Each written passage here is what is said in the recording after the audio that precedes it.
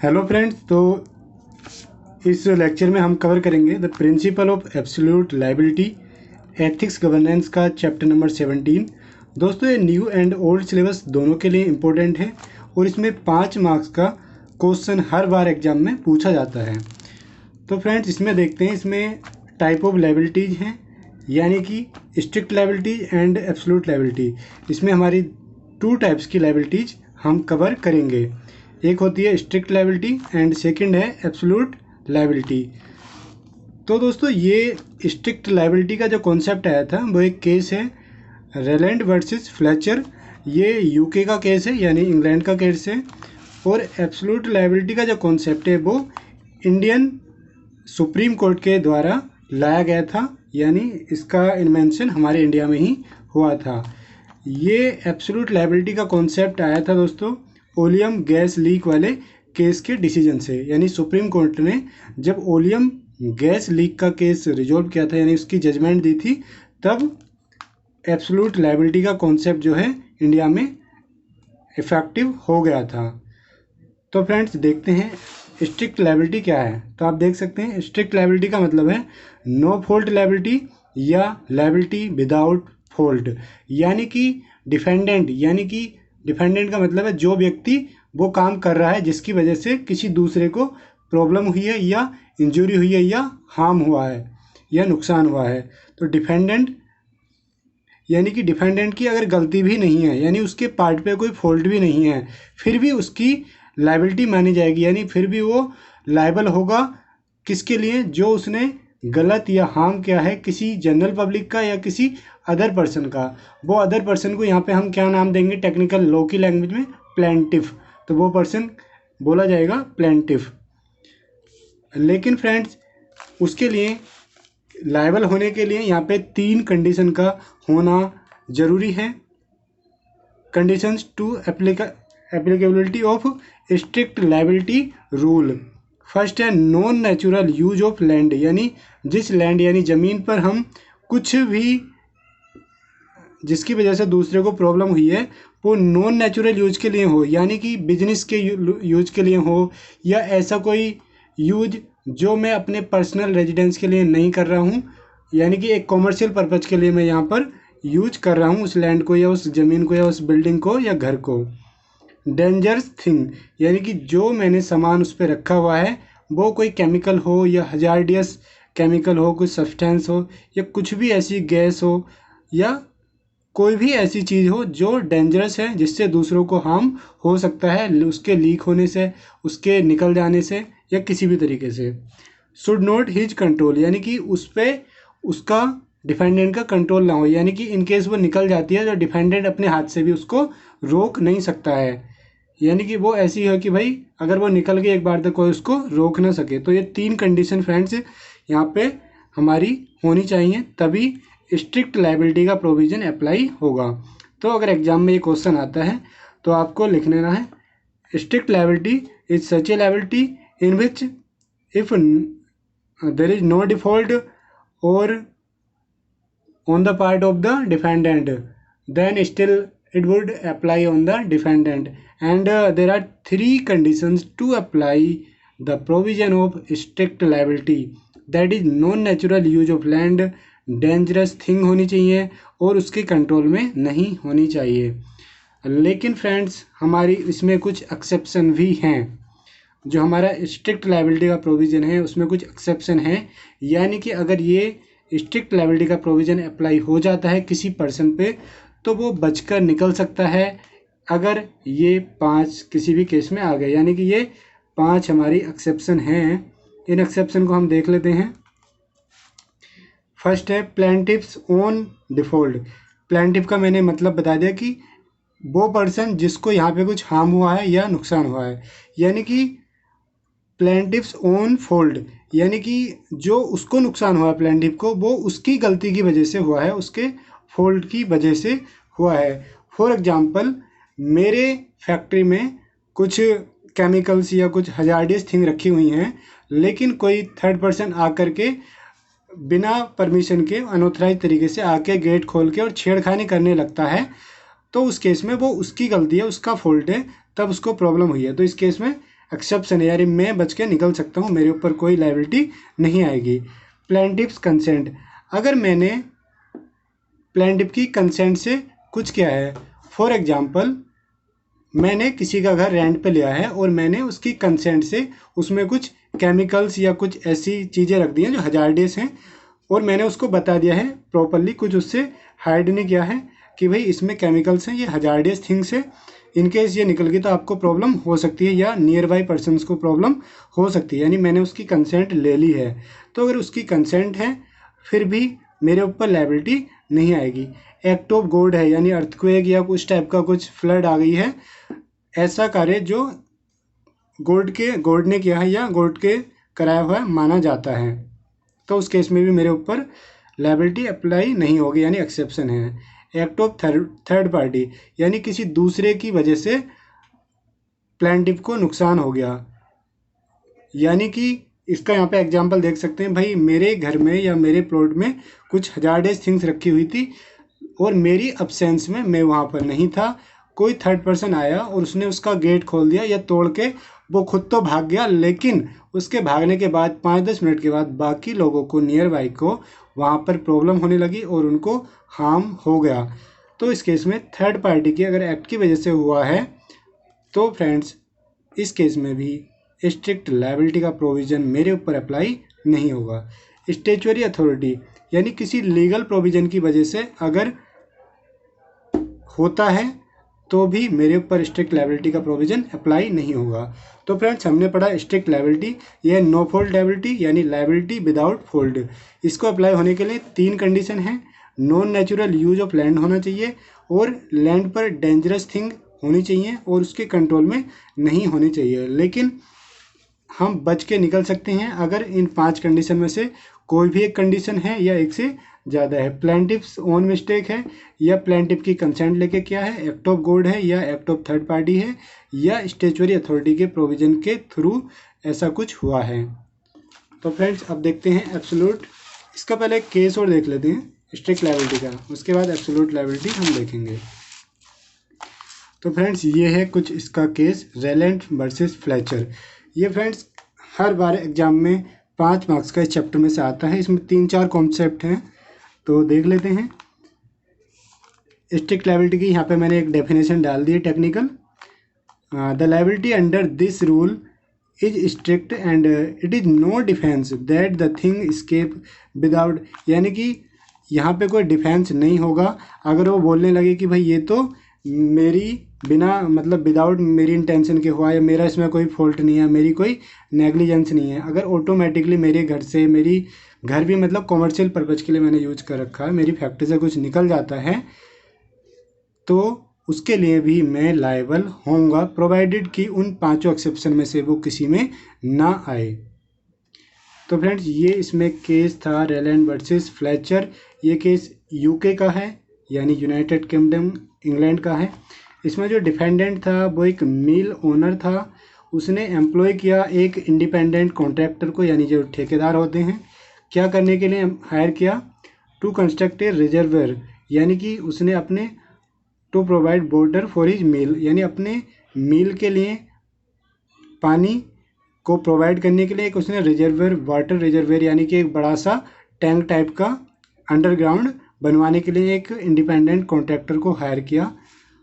वो कॉन्ट्रैक्टर बनाने लगा, लेकिन जैसे उसने जितना बड़ा गड्ढा खोदा उसके नीचे एक पाइप होके जा रहा था गड्ढे के नीचे, लेकिन वो पाइप क्या था, वो मिट्टी से यानी अर्थ से ढका हुआ था। तो कॉन्ट्रैक्टर ने उसको ध्यान नहीं दिया, यानी उसको नोटिस नहीं किया और उसको ब्लॉक भी नहीं किया। और जैसे ही उस रिजर्वेयर में वाटर भरा गया यानी पानी भरा गया, तो उस पाइप के थ्रू जो पाइप जा रहा था किसी नीबर की यानी पड़ोसी की माइन में, तो उसकी माइन में भी उस पाइप के थ्रू पानी भर गया और उसका काफ़ी ज़्यादा नुकसान हो गया, यानी जो भी उसमें उसका सामान था, उसके वर्कर्स थे, उनको काफ़ी ज़्यादा हार्म हो गया। तो देखते हैं फ्रेंड इस केस में क्या होगा। अब इस केस में अगर आप देखेंगे तो इसमें डिफ़ॉल्टर कौन है, कॉन्ट्रैक्टर है या मिल ओनर है। तो इसमें इसी के ऊपर केस चला। पहले जो माइन ओनर था, यानी जिसकी माइन पानी से भरी गई थी, उसने केस कर दिया मिल ओनर पे। मिल ओनर ने बोला हाँ ठीक है तुम्हारी नुकसान हुआ है, लेकिन इसमें मेरा फॉल्ट नहीं है, ये कॉन्ट्रैक्टर का फॉल्ट है, और कोर्ट में केस गया यूके में। तो देखते हैं friend, it was found as a fact that defendant, D for defendant, had not been negligent although the contractor had been. इन्होंने बोला है कि अगर फैक्ट को देखकर बोले तो डिफेंडेंट यहाँ पे नेग्लिजेंट नहीं है, यानी डिफेंडेंट डिफॉल्टर नहीं है, जबकि कौन है, कॉन्ट्रैक्टर है, क्योंकि मेल ओनर ने तो भाई कुछ किया ही नहीं है, उसकी क्या गलती है।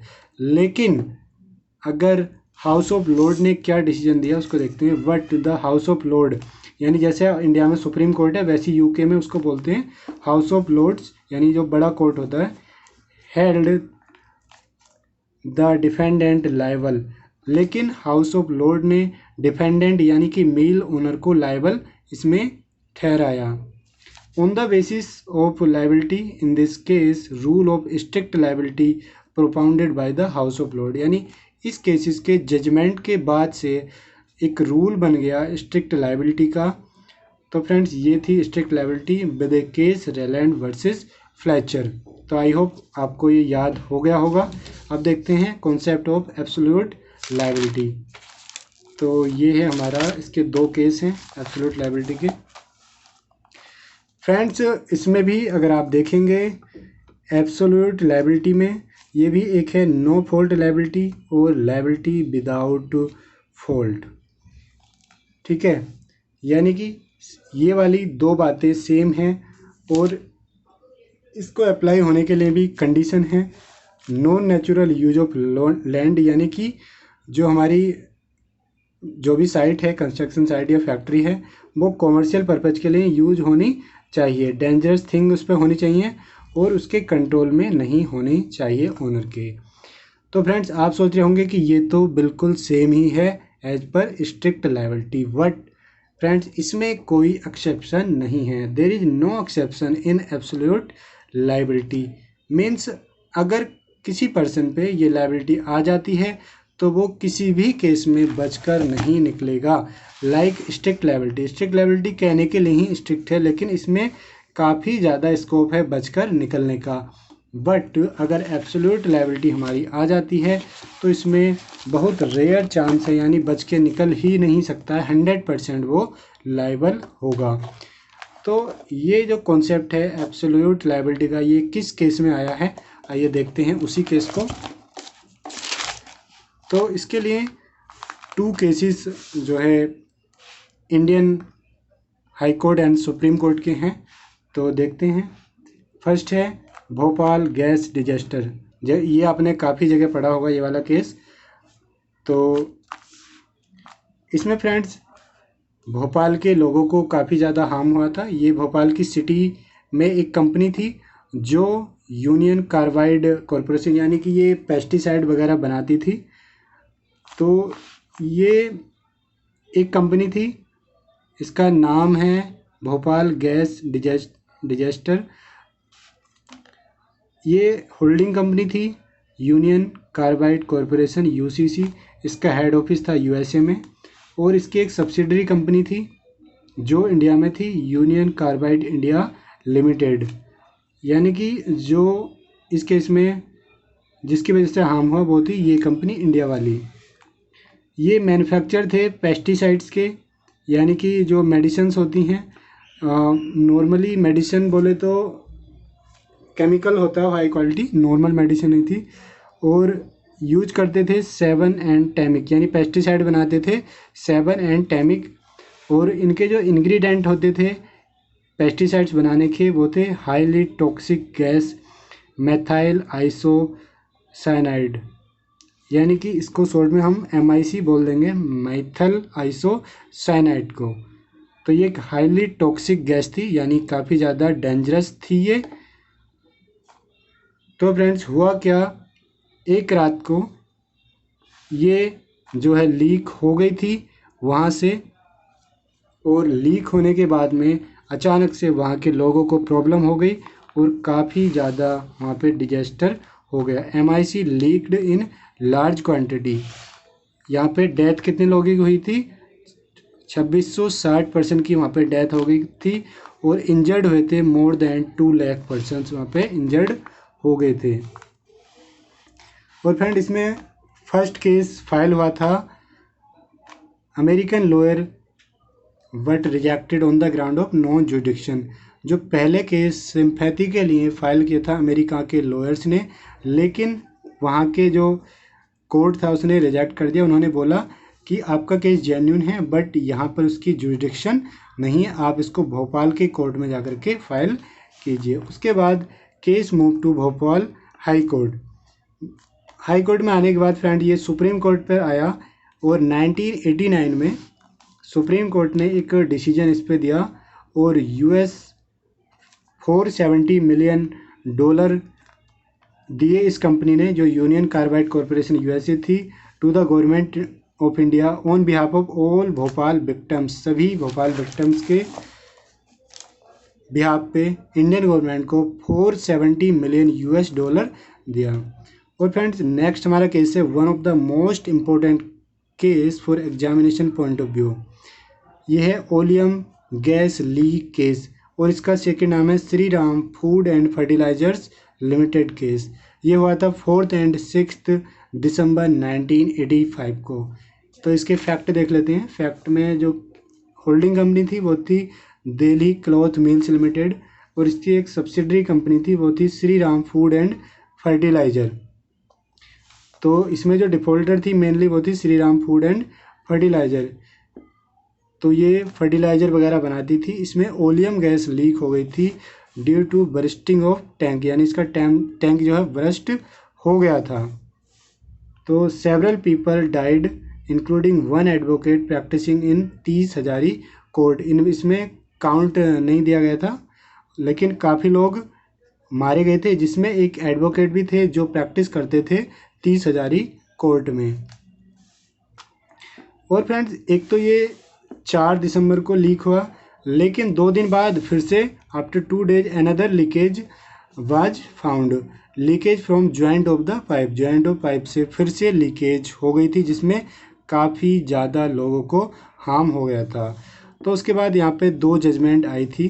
फर्स्ट थी डिस्ट्रिक्ट मजिस्ट्रेट DM, यानी कि एक डिस्ट्रिक्ट कोर्ट में दिल्ली डायरेक्टेड श्री राम, यानी DM ने कंपनी को डायरेक्ट किया that within 2 days company should cease carrying on manufacturing and producing hazardous chemical. District magistrate ने कंपनी को बोला कि आप विद इन 2 डेज में जो भी आपकी मैन्युफैक्चरिंग प्रोसेस है उसको सीज कर दो, बंद कर दो सभी हजार्डियस केमिकल की, and within 7 days to remove such chemicals and gases from Delhi. उन्होंने बोला कि विद इन 7 डेज आप अपनी सभी गैसेस और पूरा प्रोडक्शन दिल्ली से रिमूव कर दोगे। लेकिन MC मेहता, महेश चंद्र मेहता, इनका नाम आपने काफ़ी सुना होगा, move to supreme court to claim compensation by filing PIL। इन्होंने एक PIL फाइल कर दी। PIL का मीनिंग है पब्लिक इंटरेस्ट लिटिगेशन, यानी पब्लिक के इंटरेस्ट के लिए एक लिटिगेशन फाइल कर दी। And placed that closed establishment should not be allowed to restart. इन्होंने बोला कि इस कंपनी को, इस इस्टेब्लिशमेंट को परमानेंटली क्लोज कर दिया जाए और यहाँ पर इसको रीस्टार्ट भी ना किया जाए और जो भी विक्टिम्स हैं उनको मॉनेटरी फॉर्म में भी कुछ वो दिया जाए। तो इसकी जजमेंट ये ही आ गई थी, कुछ इसमें मॉनेटरी कंपनसेशन दिया गया था और ये दिल्ली से बिल्कुल बैन कर दी गई थी, दिल्ली से बिल्कुल बंद कर दी गई थी। उसके बाद इन्होंने अपनी कंपनी कहीं बाहर मूव कर ली थी। तो फ्रेंड्स ये इसमें 2 कॉन्सेप्ट हो गए, strict liability and absolute liability. इसमें हमने पढ़ लिया कि स्ट्रिक्ट लायबिलिटी होती है नो फॉल्ट लायबिलिटी और लायबिलिटी विदाउट फॉल्ट। इसको अप्लाई करने के लिए 3 कंडीशन है, non natural use of land होना चाहिए, डेंजरस थिंग होनी चाहिए और इनके कंट्रोल में नहीं होनी चाहिए। स्ट्रिक्ट लायबिलिटी में 5 एक्सेप्शन थी, plaintiffs on default, plaintiffs concept, act of God, act of third party और स्टैच्यूटरी अथॉरिटी। इसमें हमने एक केस पढ़ा, केस का नाम है रेलैंड वर्सेस फ्लेचर। ये कहाँ का केस है? UK का केस है। उसके बाद हमने पढ़ा एब्सोल्यूट लायबिलिटी, ये कहाँ का केस है? इंडिया का केस है, ओलियम गैस लीक। और इसमें फर्स्ट है भोपाल गैस डिजास्टर। उसके बाद फ्रेंड हम एक बहुत ही इम्पोर्टेंट टॉपिक पढ़ रहे हैं। ये है corporate manslaughter and corporate homicide act 2007 United Kingdom. यानी कि एक ऐसा एक्ट है कि अगर कॉरपोरेट की वजह से किसी वर्कर्स को या जनरल पब्लिक को मारा गया है, होमिसाइड बोले तो मारा गया है, उसके लिए और किस वजह से मारा गया है, यानी मैनेजमेंट के फॉल्ट की वजह से, यानी मैनेजमेंट ने प्रॉपर कंट्रोल्स नहीं किए थे। जैसे कि भोपाल डिजास्टर केस में आपने देखा, अगर मैनेजमेंट प्रॉपर कंट्रोल्स लगाए हुए होते, यानी कि वो मंथली बेसिस पे या वीकली बेसिस पे उनके पाइप या टैंक अगर चेक होते, यानी कि प्रॉपर ऑडिट होती, सिस्टम ऑडिट या इस तरीके से, तो इस तरीके की हमें घटनाएं देखने को नहीं मिलती। यानी इसमें फॉल्ट किसका था? मैनेजमेंट का, सीईओ और डायरेक्टर्स का, कंपनी के मेनली। अगर वो लोग टीम को हायर करते तो भाई ये भी होता। तो फ्रेंड उसके लिए ये वाला एक्ट हमारा लाया गया है। ये इसमें मैंने 3-4 पॉइंट ही नोट किए हैं।